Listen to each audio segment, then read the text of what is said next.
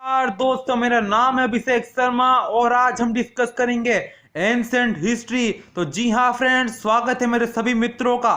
Friends, यदि आपको ये वीडियो अच्छी या यूजफुल नहीं लगे तो आप इसे डिसलाइक भी कर सकते हो, पर सबसे पहले आपको इस वीडियो को पूरी तरह से देखना होगा। जी हाँ फ्रेंड्स, तो सबसे पहले हम स्टार्ट करते हैं एंसेंट हिस्ट्री के साथ में। तो एंसेंट हिस्ट्री यदि आपको समझना है तो सबसे पहले आपको हिस्ट्री को समझना होगा। History is the study of evolution of culture and civilization. आप ये जान सकते हो कि एक काल से दूसरे काल में समय आगे बढ़ता जाता है। जैसे कि पहले एंशिएंट हिस्ट्री आती है, फिर मिडाइवल हिस्ट्री आती है, फिर मॉडर्न हिस्ट्री आती है। ऐसे ही history is study of evolution. Evolution होता है ऑफ कल्चर एंड सिविलाइजेशन। तो हम जानते हैं कल्चर क्या होता है। कल्चर हमारा होता है मैन मेड। जो भी चीज़ें इंसानों के द्वारा बनाई जाती है वो होता है हमारा कल्चर। जी हाँ फ्रेंड्स, जैसे कोई भी रीति रिवाज जो इंसानों के द्वारा बनाई गई हो वो हमारा कल्चर होता है। और सिविलाइजेशन क्या होता है? Civilization advance form of culture होता है। जब कल्चर में अर्बनाइजेशन, ध्यान से सुनिएगा, अर्बनाइजेशन, स्क्रिप्ट, ये दो चीज़ें आ जाए मेनली। मान लीजिए किसी समय के लोग हैं और बाद में वो अर्बनाइज्ड यानी शहरीकरण हो जाए उस जगह का, और बाद में स्क्रिप्ट मतलब उन लोगों के पास अपनी एक भाषा हो, तो वो हमारे कल्चर का सिविलाइजेशन में बदलने का तरीका माना जाता है। ठीक है। और बाद में उसके साथ ही ग्रेटर कल्चरल कॉम्प्लेक्सिटीज़। अब मान लीजिए अर्बनाइजेशन होगा तो कल्चर में भी कॉम्प्लेक्सिटीज़ आएगी। ठीक है। तो मैं आशा करता हूँ आपको ये टॉपिक समझ में आया होगा। अब यदि आपको एंशिएंट हिस्ट्री को समझना है तो कुछ बेसिक टर्म्स है जो आपको समझने ही होंगे। ठीक है। जैसे कि सबसे पहला और सबसे इम्पोर्टेंट टर्म है प्री हिस्ट्री। प्री हिस्ट्री क्या है? प्री हिस्ट्री वो है जिस समय के लोग इलिटरेट थे और उनके पास अपनी खुद की कोई भाषा नहीं थी, आर्ट ऑफ राइटिंग अनप्रेजेंट थी, मतलब उनके पास कोई भी आर्ट ऑफ राइटिंग नहीं थी। ठीक है। आप जैसे देख सकते हो कि मैं आपको भी बताऊंगा आगे जाके, ओल्ड स्टोन एज में आप देख सकते हो किसी भी प्रकार की आपको राइटिंग्स नहीं मिलेगी, तो वो प्री हिस्ट्री का पार्ट है। ठीक है। अब बाद में हम डिस्कस करेंगे। ये देखिए, प्री हिस्ट्री में एक और चीज़ होती है। यदि आपको पास कोई भी वहाँ की राइटिंग नहीं है तो आप उस समय में क्या हुआ था ये कैसे पता लगाओगे? तो उसके लिए एक ही तरीका है, आर्कियोलॉजी। आर्कियोलॉजी क्या होती है? मान लीजिए पुराने समय की जो भी वस्तु है, मान लीजिए जो भी कल्चर्स, ठीक है, और बाद में जो भी कुछ बचा हुआ है, आप उससे उस समय का आइडिया लगा सकते हो कि इस समय में ऐसा ऐसा हुआ होगा। और इसका तरीका है हिस्टोरिकल रिकंस्ट्रक्शन। जी हाँ फ्रेंड्स, हिस्टोरिकल रिकंस्ट्रक्शन क्या होता है? Art of writing history. हमारे हिस्टोरियंस आर्कियोलॉजी के दिमाग में, मतलब आर्कियोलॉजी के हिसाब से हिस्ट्री को अपने दिमाग से लिखते हैं। ठीक है। होता है हमारा हिस्टोरिकल रिकंस्ट्रक्शन। ठीक है। अब देखिए प्रोटो हिस्ट्री अब हम डिस्कस करेंगे। प्रोटो हिस्ट्री क्या होता है? ये देखिए, प्रोटो हिस्ट्री वो हिस्ट्री होती है जिसमें हमारी आर्ट ऑफ राइटिंग होती है और वहाँ के लोग लिटरेट होते हैं। मतलब जैसे आर्ट ऑफ राइटिंग हमारे इंडस वैली सिविलाइजेशन में है। ठीक है। अब देखिए, आप जैसे देख सकते हैं प्रोटो हिस्ट्री में वहाँ के लोग लिटरेट होते हैं और उनके पास अपनी एक भाषा भी होती है लिखने की, पर उस भाषा को हम आइडेंटिफाई नहीं कर पाए हैं, या हम बोल सकते हैं वो भाषा अनडेसिफर्ड है, यानी कि अभी तक हम उसे समझ नहीं पाए हैं। जैसे आप इंडस वैली सिविलाइजेशन का एग्जाम्पल ले सकते हो। वहाँ की स्क्रिप्ट हमें मिल चुकी है कि इंडस वैली सिविलाइजेशन में ये वाली भाषा यूज़ होती थी, पर अभी तक हम उसे समझ नहीं पाए हैं। ठीक है। तो वो हमारा प्रोटो हिस्ट्री का पार्ट होता है। पर एक ऐसी प्रकार की भी प्रोटो हिस्ट्री होती है जहाँ पे किसी भी प्रकार की भाषा नहीं होती, फिर भी वो प्रोटो हिस्ट्री में गिना जाता है। तो आप कहोगे ये कैसे पॉसिबल है? यदि भाषा ही नहीं है तो वो तो प्री हिस्ट्री में काउंट होना चाहिए था, पर ऐसा भी होता है। ऐसा क्यों होता है? मान लीजिए मैं आपको एक हाइपोथेटिकल एग्जांपल देता हूँ। अब मान लीजिए, ये तो हमें पता ही है कि इंडस वैली सिविलाइजेशन के पास अपनी स्क्रिप्ट थी, हालांकि हम उसे डेसिफर यानी कि समझ नहीं पाए। पर हम सपोज करते हैं कि इंडस वैली सिविलाइजेशन के पास अपनी कोई स्क्रिप्ट नहीं थी, पर हिस्टोरियंस के द्वारा कहा जाता है कि मेसोपोटामियन स्क्रिप्ट में इंडस वैली सिविलाइजेशन का कुछ पार्ट इंक्लूड किया गया है। तो मेसोपोटामियन स्क्रिप्ट यदि राइटिंग वाली है तो उसमें प्रोटो हिस्ट्री में आ गया वो। अब मान लीजिए उसमें कुछ इंडस वैली सिविलाइजेशन की बातें की गई है और मेसोपोटामियन प्रोटो हिस्ट्री का पार्ट है, तो उससे इंडस वैली सिविलाइजेशन में यदि स्क्रिप्ट नहीं भी है तो वो भी प्रोटो हिस्ट्री का पार्ट हो जाएगा। तो आपको समझ में आया कि इलिटरेट पार्ट भी, मतलब जिन लोगों के पास अपनी भाषा नहीं है, वो भी प्रोटो हिस्ट्री में कैसे आ सकता है। ठीक है, हिस्टोरिकल फेज को समझेंगे। जी हाँ फ्रेंड्स, हिस्टोरिकल फेज वो फेज होता है जहाँ पे लिटरेरी और आर्कियोलॉजिकल सोर्स दोनों होते हैं। अब आप देख सकते हैं जैसे लिटरेरी सोर्स है और उसकी भाषा भी है और आर्कियोलॉजिकल सोर्स भी उस चीज़ के मिले हुए हैं और उसकी भाषा को हम आइडेंटिफाई भी कर चुके हैं। ठीक है, जैसे हम नॉर्थ में देख सकते हैं, नॉर्थ में हिस्टोरिकल फेज कब आया था? वैदिक लिटरेचर के टाइम पे, और साउथ में आया था संगम लिटरेचर के टाइम पे। ठीक है, वैदिक लिटरेचर और संगम लिटरेचर हम अपने आगे की वीडियोस में जरूर पढ़ेंगे। ठीक है, तो हिस्टोरिकल फेज में क्या है, आर्कियोलॉजिकल रिमेन्स भी मिले, मतलब उस समय की पुरानी चीज़ें भी हमें मिली है और उनकी स्क्रिप्ट यानी उनकी भाषा भी हम पहचान चुके हैं। ठीक है, तो वो हिस्टोरिकल फेज हो गया।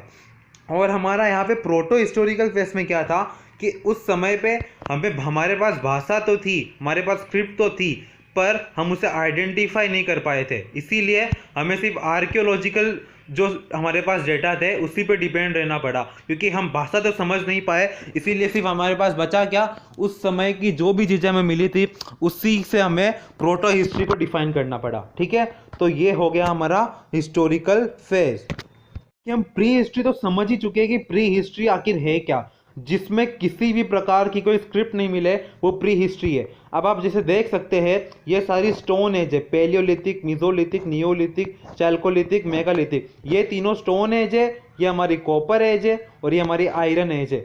तो ये पांचों भी प्री हिस्ट्री के अंडर ही आएगा। क्यों? क्योंकि इन पांचों में एक चीज़ कॉमन है, इन पांचों टाइम में ही हमें किसी भी प्रकार की कोई स्क्रिप्ट नहीं मिली। ठीक है, तो ये हमारा आ जाएगा किसमें, प्री हिस्टोरिक में। अब बाद में हम सारे के सारे टॉपिक डिस्कस करेंगे one by one, palaeolithic, mesolithic, neolithic, chalcolithic and megalithic. पर हमारा एक टोटल पैटर्न रहेगा कि हम किस हिसाब से इन सभी चीज़ों को डिस्कस करेंगे। देखिए हमारा पैटर्न मैं आपको बता देता हूँ, पैटर्न सबसे ज़रूरी है, क्योंकि हम सारी चीज़ों को मगअप नहीं करेंगे, बस हम एक कॉन्सेप्चुअल लर्निंग करेंगे, क्योंकि आपको रटे रटाए फैक्ट्स तो बुक्स में भी मिल जाएंगे, पर सबसे ज़रूरी हमारे लिए जो है हम एंशिएंट हिस्ट्री को लॉजिकली समझें। और लॉजिकली समझने के लिए देखिए ये हमारी एक वे होगी। जैसे मान लीजिए कोई भी टॉपिक है, चैल्कोलिथिक, नियोलिथिक, पेलियोलिथिक, मीजोलिथिक, कोई भी टॉपिक हो, हम सबसे पहले उसे इसी फॉर्मेट में पढ़ेंगे। हम इसकी क्रोनोलॉजी जानेंगे, मतलब ये कौन से समय से कौन से समय तक ये पेलियोलिथिक काल था। बाद में टूल्स, वो लोग कौन से टूल्स यूज़ करते थे, उस समय की क्लाइमेटिक कंडीशन कैसी थी। बाद में ह्यूमन स्पीसीज, उस समय के ह्यूमंस कैसे थे। बाद में सब्सिस्टेंस पैटर्न, वहाँ के लोगों को रहने का तरीका, वहाँ के लोग कहाँ पे सेटल हुए थे, और बाद में भी और जो अलग चीज़ें हैं उनके बारे में। अब देखिए ये चीज़ सेंस कैसे बनाती है। अब हम जानते हैं, मान लीजिए ह्यूमन स्पीसीज है, जो इंसान उस समय में रहते थे, तो वहाँ के क्लाइमेट उसको कैसे हेल्प करता था वो ह्यूमंस को, और वो क्लाइमेट कैसे उनके लिए ऑब्स्टेकल पैदा करता था, और उस क्लाइमेट से बचने के लिए बाद में वो अलग अलग टूल्स यूज़ करते थे उस क्लाइमेट में सर्वाइव करने के लिए। ठीक है, बाद में उनका अलग पैटर्न था उनकी ज़िंदगी जीने का, बाद में वो अलग अलग जगह सेटल होते थे। तो ये अलग अलग चीज़ें आपस में को रिलेट है, और यदि हम इसे हर टॉपिक को इसी हिसाब से पढ़ेंगे तो हम काफ़ी अच्छे से सब कुछ कवर कर पाएंगे। ठीक है, इस वीडियो में हम सिर्फ अभी पेलियोलिथिक पढ़ेंगे, बाद में बाकी के मेसोलिथिक, नियोलिथिक, चैल्कोलिथिक और मेगालिथिक मैं आपको नेक्स्ट वीडियोस में बताऊंगा। ठीक है, तो सबसे पहले हम स्टार्ट करेंगे पेलियोलिथिक से। तो पेलियोलिथिक, इसका टाइम क्या था, सबसे पहले हमारा फॉर्मेट आप देखिए, इससे आप दिमाग में रखिएगा। क्रोनोलॉजी, तो क्रोनोलॉजी में सबसे पहले ये था 10,000 बीपी, बीपी मतलब बिफोर प्रेजेंट। ठीक है, अब आपको मान लीजिए एडी, बीसी, बीपी ये सब यदि जानना है तो आप मुझे चैट सेक्शन में बताइएगा, मैं आपके लिए इसके लिए अलग ही वीडियो बना दूंगा।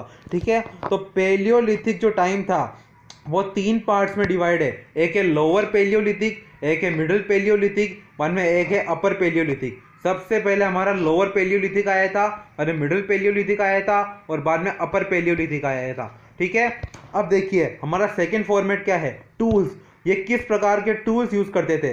बाद में जो लोअर पेलियोलिथिक वाले लोग थे, ठीक है, तो लोअर पेलियोलिथिक वाले कैसे यूज करते थे, जो टूल्स मतलब बिग स्टोन से बने हो, ठीक है, फ्रॉम जैसे कि chopper chopping tools, hand axes जो कुल्हाड़ी टाइप के होते हैं, क्लेवर्स, इस टाइप के हैवी स्टोन से बने हुए टूल्स उस टाइम के लोग यूज़ करते थे, क्योंकि उस समय जो जानवर थे और जो एनिमल्स थे जिनकी ये हंटिंग करते थे वो भी काफ़ी बड़े थे साइज में, ठीक है। तो इस टाइप के टूल्स की इनको ज़रूरत थी। बाद में मिडल में फ्लैक्स, जो मान लीजिए ये फ्लैक्स है ना, बड़े बड़े स्टोन से टूट के फ्लैक्स बनता है, ठीक है। और में अपर टाइम में ब्लेड्स एंड बरिन्स ये सब यूज़ होता था, ठीक है। तो मान लीजिए इनके टूल्स है। अब देखिए हम यहाँ पे देखिए हमारा थर्ड चीज़ क्या है, क्लाइमेटिक कंडीशन। अब ये किस टाइप के क्लाइमेट में रहते थे, ये प्लेस्टोसीन क्लाइमेट में रहते थे। अब आप बोलोगे प्लेस्टोसीन क्या है, प्लेस्टोसीन को आप आइस एज क्लाइमेट भी बोल सकते हो, ठीक है।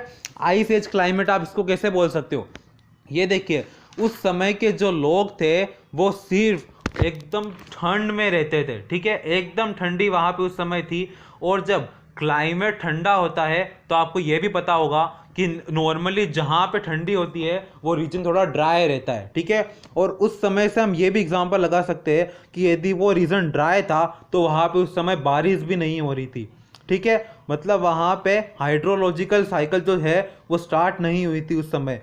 और बाद में सबसे पहले आप देख सकते हो, सबसे पहले ग्लेशिएशन आया। आप बोलोगे ग्लेशिएशन क्या है, ग्लेशिएशन ये है कि बर्फ़ का जमना, ठीक है। अब मान लीजिए पूरी धरती मान लीजिए बर्फ़ से जमी हुई है, तो वहाँ पे ह्यूमन सेटलमेंट्स कम होंगे, मतलब जो भी ह्यूमंस थे वो एक ही जगह पे टिके हुए रहेंगे। अब बाद में थोड़े समय बाद इंटरग्लेशिएशन आया। इंटरग्लेशिएशन में क्या हुआ, जो भी बर्फ़ थी उसने मेल्ट करना स्टार्ट किया, ठीक है, उसने पिघलना स्टार्ट किया। अब मान लीजिए बर्फ़ ने पिघलना स्टार्ट किया तो उससे जो ह्यूमन सेटलमेंट्स थे वो बढ़े, क्योंकि वहाँ पे यदि बर्फ़ पिघलेगी तभी तो ह्यूमंस अलग अलग जगह जा पाएंगे, ऐसे तो वो एक ही जगह में सेटल होके रह जाएंगे, ठीक है। अब बाद में हम देखेंगे ह्यूमन स्पीसीज, ठीक है। ये देखिए ह्यूमन स्पीसीज। अब ह्यूमन स्पीसीज में क्या था, उस समय किस प्रकार के लोग रहते थे। सबसे पहले लोअर पेलियोलिथिक में कौन रहते थे, पेलियोलिथिक में हमारे होमो इरेक्टर्स थे, ठीक है। होमो इरेक्टर्स कौन होते, जिन इंसानों के हैंड मतलब हाथ पूरी तरह से फ्रीली मूव कर सकते हैं, वो अपने हाथों को मतलब पूरी तरह से यूज़ करके बाद में आराम से चल सकते हैं। अब मिडिल में कौन थे, होमो सेपियंस। और वरना अपर में कौन है, होमो सेपियन। मतलब ये सेपियंस की अब स्पेलिंग मिस्टेक हो गई है, मतलब मॉडर्न मैन। जिस प्रकार के इंसान हमें आज देखने को मिलते हैं उस प्रकार के इंसान मतलब अपर पेलियोलिथिक टाइम में आए थे। इस जो इन लोअर और मिडिल में जो इंसान थे वो थोड़े अलग थे, और जो आज के टाइम में जो इंसान है वो अपर पेलियोलिथिक टाइम में आए थे, ठीक है। तो अब हम देखते हैं, ये देखिए हम 4 चीज़ें इसमें से कवर कर चुके हैं। अब हम देखेंगे सब्सिस्टेंस पैटर्न, ठीक है। सब्सिस्टेंस पैटर्न, तो उनका काम क्या था। देखिए उनको सबसे पहले यही ज़्यादा काम था, हंटिंग, फूड गैदरिंग और वन स्कैवेंजिंग। देखिए स्कैवेंजिंग क्या होता है, देखिए हंटिंग तो आप सब जानते हैं, फूड गैदरिंग अलग अलग जगह से फूड गैदर करना, ठीक है। अब स्कैवेंजिंग में आपको समझा देता हूँ। स्कैवेंजिंग होता है locating the remains of animal that are already dead. मतलब मान लीजिए कुछ मरे हुए जो जानवर होते थे उनको अलग अलग जगह दफनाना या अलग अलग जगह मतलब रखना या पहुंचाना, ये आप स्कैवेंजिंग का काम बोल सकते हो, ठीक है। तो पेलियोलिथिक टाइम के लोगों का ये main subsistence way of living था। अब बाद में आप यहाँ पे सेटलमेंट की बात करोगे तो सेटलमेंट में आप देख सकते हो कि ये लोग मेनली हिली रीजन्स में रहते थे, ये प्लेन रीजन में नहीं रहते थे, क्योंकि आप देखोगे कि जो भी बर्फबारी वाला रीजन होता है वो आपको मेनली माउंटेन्स में हिली रीजन में देखने को मिलेगा, आपको प्लेन रीजन में ये सब देखने को नहीं मिलेगा, ठीक है। जो भी ग्लेशियर्स ये सब होते हैं तो इसीलिए ये सब हिली रीजन्स में रहते थे। और अदर्स में इन्होंने क्या किया था, इन्होंने अर्थ फायर की खोज की थी, ठीक है, जो आग आप जिसे बोल सकते हो, ठीक है। अर्थ फायर की भी इन्होंने खोज की थी। अब हम देखेंगे कि इनके लिए कौन सी ज़्यादा इंपॉर्टेंट साइट्स है, ठीक है। वैसे तो बहुत सारी साइट्स है, ठीक है। अब आप बोलोगे कि जैसे मैं बोलूँगा कि लोअर पेलियोलिथिक टाइम था उसमें बेलन वैली इन मिर्ज़ापुर जो कि उत्तर प्रदेश में है वो काफ़ी फेमस है। अब आप बाद में मैं बोलूँगा कि मिडिल पेलियोलिथिक में आप यहाँ पे आप बोल सकते हो भीमपेटका इन मध्य प्रदेश, ये भी काफ़ी फेमस है, ठीक है।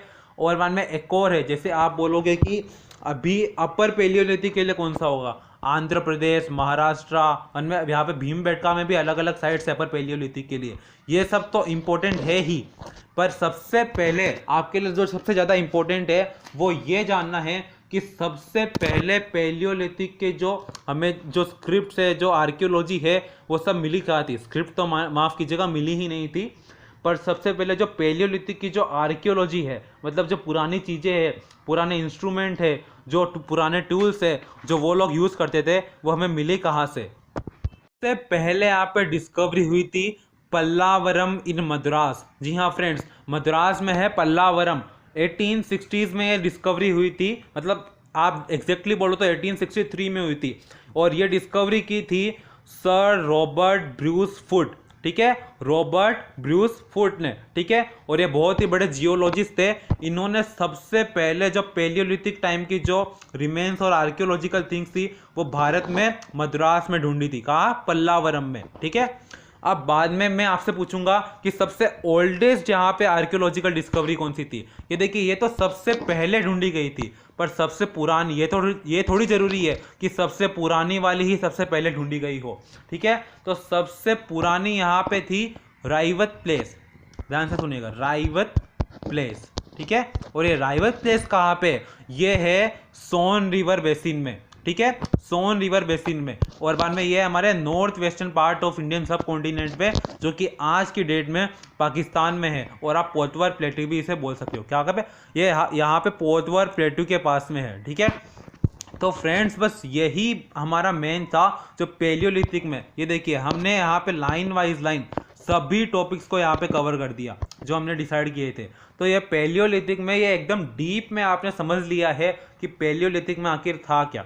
अब बाकी के जो मिसोलिथिक, नियोलिथिक, चैल्कोलिथिक जो सब भी बचे हैं, वो सब भी हम इसी पैटर्न में समझेंगे, ठीक है फ्रेंड्स। तो मैं आशा करता हूँ आपको ये वीडियो अच्छी लगी होगी। तो ऐसे ही रियल और इंटरेस्टिंग अपडेट्स के लिए हमारे चैनल को सब्सक्राइब करें और हमारी वीडियो को लाइक और शेयर करना मत भूलिएगा। Thank you friends.